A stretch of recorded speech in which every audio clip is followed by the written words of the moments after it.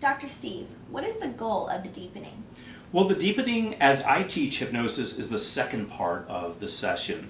And you're starting with the induction, where you're inducing a hypnotic trance. You're getting them into hypnosis.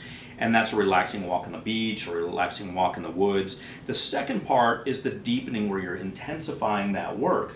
So the goal of it is to intensify the work we do in the induction. So if in the induction they're relaxing on the beach, all the senses are involved, they're seeing the water, they're hearing the waves, they're feeling the sun, they're just really into that relaxation. Our goal in the deepening is to intensify that. Now I want to make it even more powerful. So the way I do that is by having them imagine the sun setting as I count from 10 to 1. And the deepening, we've got three things going on. We've got downward motion, such as the sun setting. It appears to be going downward. Or they could be walking down something like down a hill. So we've got downward motion is one. Downward counting is the second thing, counting from 10 to 1 as they go down deeper and deeper.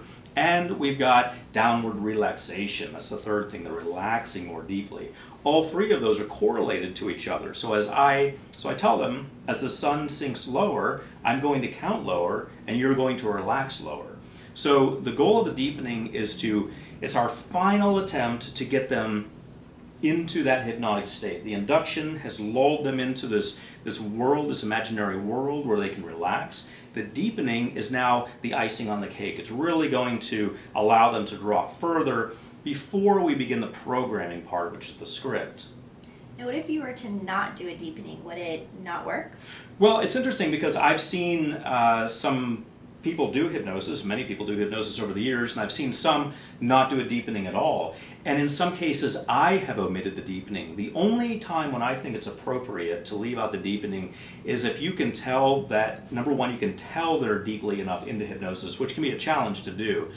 Tell they're deeply enough into hypnosis that you know they don't need it.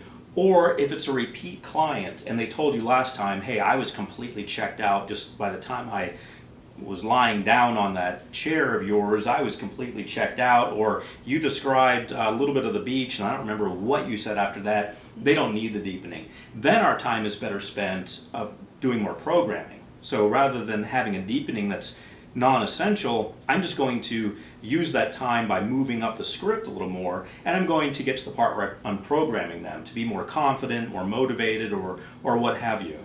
I definitely felt that I had felt already deepened before you started the deepening. So, absolutely. Perfect example, yes. So when you experienced hypnotherapy with me, you were already under before I did that. Absolutely. Yep. Yeah, so that's a great example. And a lot of people are that way. So then we can, in follow-up sessions, save a little time and just kind of spend more time on the powerful part, the programming part, which is the script. Very interesting. Thank you. Oh, thank you.